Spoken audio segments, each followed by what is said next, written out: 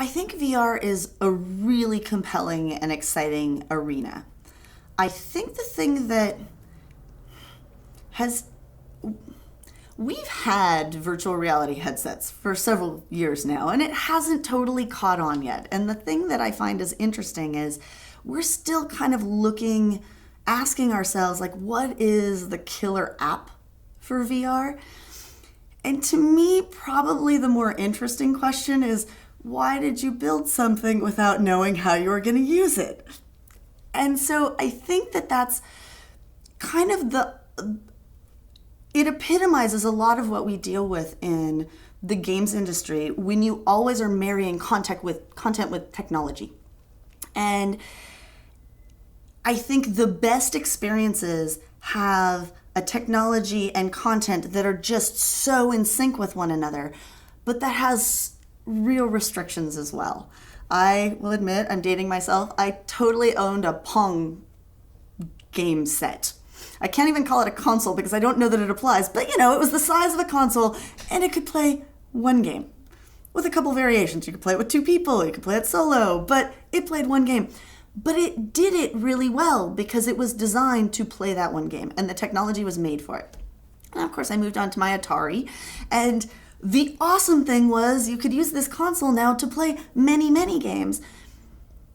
But the console wasn't necessarily designed to play all games. The console then starts to limit the kind of things that you can do with it and gives you those sorts of constraints in terms of what is your controller, what sort of screen size do you have, what kind of color options and speed and that sort of thing does it allow for you to do, what kind of movement can you have as the player. And I think all of the console innovations over time have tried to expand upon that, have tried to say, okay, no, you can use voice commands. Oh, you can use gesture. Oh, you can do all of these various other things. And I think VR also falls into that.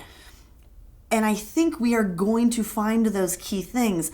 But what I will say I kind of wish had maybe happened first was for us to say, you know what, there's a really big need for this awesome experience.